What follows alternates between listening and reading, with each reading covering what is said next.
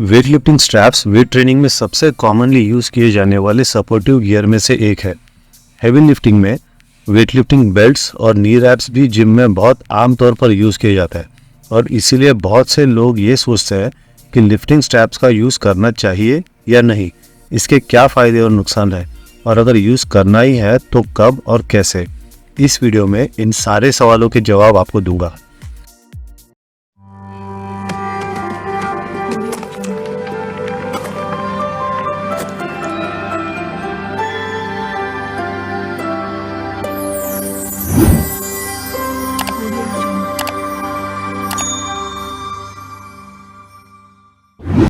जैसे weight lifting belts एक supportive gear है, उसी तरह से लिफ्टिंग स्ट्रैप्स भी एक सपोर्टिव गियर है और उसका यूज़ तभी करना होता है जब आपको इसकी एक्चुअल में ज़रूरत पड़ती है।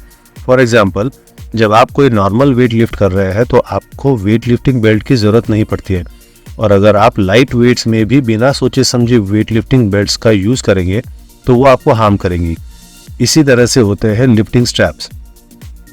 देखिए, लिफ्टिंग स्ट्रैप्स का जो मेन यूज़ है ना, वो है एक्सट्रीमली हैवी वेट्स उठाने के लिए।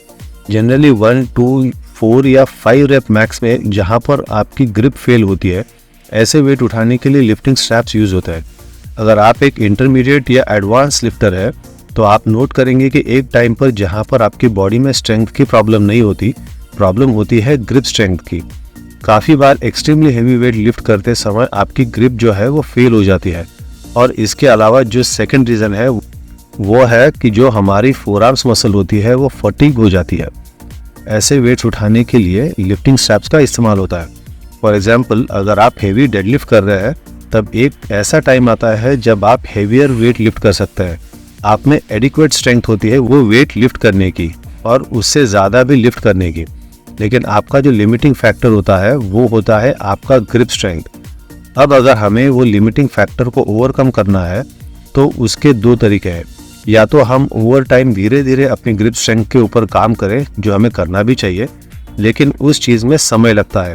और उसके अलावा भी कुछ फैक्टर्स होते हैं जहाँ पर ग्रिप एक लिमिटिंग फैक्टर बनता है। और यहाँ पर अगर आप लिफ्टिंग स्ट्रैप्स का यूज़ करते हैं तो उससे बेनिफिट ये होता है कि जो आपकी फिंगर्स और हैंड की लिमिटिंग स्ट्रेंथ होती है वो आपके रिस्ट में ट्रांसफ़र हो जाती है। और लिफ्टिंग स्ट्रैप्स का यूज़ करते हुए जब आप हेवीएस्ट परफॉर्म करते हैं तो नंबर 1, आपकी ग्रिप फेल नहीं होती और वेट स्लिप होने का भी डर नहीं होता है। और सेकंड, आप अपनी स्ट्रेंथ पे और उस मूवमेंट के ऊपर फोकस कर पाते हैं rather than on your grip, क्योंकि आपको पता है कि आप लिफ्टिंग स्ट्रैप्स का यूज़ कर रहे हैं तो वेट जो है वो स्लिप नहीं होगा और आपका फोकस मूवमेंट को प्रॉपरली एग्जीक्यूट करने में जाता है। जनरली जो लिफ्टिंग स्ट्रैप्स मार्केट में मिलते हैं वो आधा इंच चौड़े और 1.5 फीट लंबे होते हैं और ये डिफरेंट मटेरियल के अवेलेबल है, जिसमें कैनवास या कॉटन, नायलॉन और लेदर स्ट्रैप्स अवेलेबल होते हैं। अगर आप मेरे से पर्सनली पूछे तो मैं नायलॉन बिल्कुल प्रेफर नहीं करता, क्योंकि नायलॉन जो है वो स्किन को काफ़ी ज़्यादा कट करता है, स्पेशली जब आपको स्वेटिंग होती है। लेदर में ये प्रॉब्लम होती है कि जनरली लेदर स्ट्रैप जो होते हैं जैसे जैसे उनमें स्वेट आता है वो बहुत कड़क होने लग जाते हैं, बहुत हार्ड होने लग जाता है। इसीलिए मैं शुरू से ही जो कन्वेंशनल कैनवास स्ट्रैप्स आते हैं उनको यूज़ करता हूँ। इनको अगर आप वॉश भी कर सकते हैं, इसमें कोई प्रॉब्लम नहीं होती और जनरली ये स्किन को कट नहीं करते। जब लिफ्टिंग स्ट्रैप्स के यूज़ की बात आती है तो काफ़ी सारे कोच ऐसे हैं जो लिफ्टिंग स्ट्रैप्स का सपोर्ट करते हैं फेलियर के समय, लेकिन काफ़ी सारे कोचेस हैं जो लिफ्टिंग स्ट्रैप से अगेंस्ट है। और ये दोनों के दोनों अपनी जगह सही है, क्योंकि काफ़ी सारे ऐसे स्पोर्ट्स होते हैं जहाँ पर ग्रिप स्ट्रेंथ की ज़रूरत नॉर्मल से बहुत ज़्यादा होती है। फॉर एग्जाम्पल, MMA रेसलिंग वगैरह, जहाँ पर आपको अपने ओपोनेंट को पकड़ने के लिए ग्रिप स्ट्रेंथ स्ट्रांग चाहिए, तो वहाँ पर जितना हो सके कोचेस लिफ्टिंग स्ट्रैप्स को अवॉइड करते हैं और नेचुरल ग्रिप स्ट्रेंथ की तरफ ध्यान देते हैं।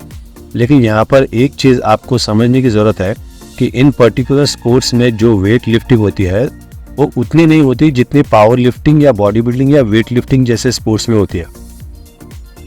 इन पर्टिकुलर स्पोर्ट्स में स्ट्रेंथ ट्रेनिंग बहुत अच्छी होती है, लेकिन उनको जनरली 1, 2 या 3 रेप मैक्स पे नहीं जाना होता, तो वहाँ पर उनको कोई प्रॉब्लम नहीं आती। इसलिए वहाँ अपना मैक्सिमम फोकस अपनी ग्रिप स्ट्रेंथनिंग और बाकी स्पोर्टिंग मूवमेंट्स पे देते हैं। हाउएवर, जब हम बात करते हैं पावर लिफ्टिंग की या बॉडी बिल्डिंग जैसे स्पोर्ट्स की या इवन वेट लिफ्टिंग की, वहाँ पर जब हम बहुत हैवी वेट्स में जाते हैं जहाँ पर 1, 2 या 3 रेप मैक्स या 4 रेप मैक्स वेट आप लिफ्ट करते हैं, तो वहाँ पर ये जो ग्रिप लिमिटेशन है उसकी प्रॉब्लम आती है। इसीलिए बिगिनर के केस में lifting straps is a complete no. Beginner के केस में उनके नेचुरल ग्रिप स्ट्रेंथ बिल्ड करना बहुत इंपॉर्टेंट हो जाता है। अगर मैं पर्सनली बोलूँ तो कम से कम 1 से 1.5 साल तो आपको कोई ज़रूरत ही नहीं पड़ेगी इन पर्टिकुलर स्ट्रैप्स की।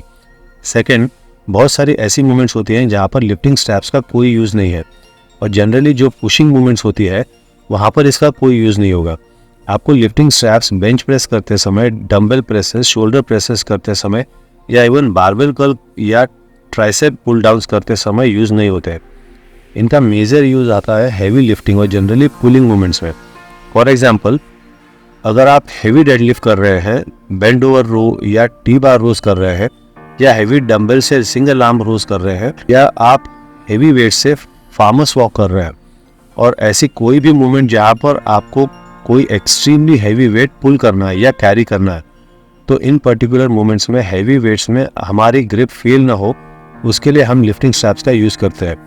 लिफ्टिंग स्ट्रैप्स के ऊपर बहुत सारी स्टडीज़ भी हुई है, और इन सारी स्टडीज़ में एक चीज़ देखी गई है कि लिफ्टिंग स्ट्रैप्स आपके परफॉर्मेंस को इम्प्रूव करने में बहुत हेल्पफुल हो सकते हैं। ऑफकोर्स जैसे मैंने बताया कि बिगिनर्स को ये बिल्कुल यूज़ नहीं करनी चाहिए। ऑल्सो अगर आप वर्ल्ड के स्ट्रॉन्गेस्ट एथलीट्स को भी ऑब्जर्व करें तो काफ़ी सारे एथलीट्स ऐसे हैं जो लिफ्टिंग स्ट्रैप्स का एक्सटेंसिव यूज़ करते हैं, और काफ़ी सारे एथलीट्स ऐसे हैं जो लिफ्टिंग स्ट्रैप्स का यूज़ नहीं करते। तो ये आपके ऊपर है कि जब आप इंटरमीडिएट या एडवांस स्टेज में पहुँचते हैं तो आप लिफ्टिंग स्ट्रैप्स का यूज़ करना चाहते हैं या नहीं, और अगर करना चाहते हैं तो कितने जुडिशियसली आपको करना है। अगर आपको ये वीडियो पसंद आया हो तो स्क्रीन पर दिख रहे ये 2 वीडियोस भी पसंद आएंगे। पहले वीडियो में बताया गया है कि टोफू और पनीर में से ज़्यादा हेल्दी क्या है, और दूसरे वीडियो में टोफू के हेल्थ बेनिफिट्स के बारे में बताया गया है।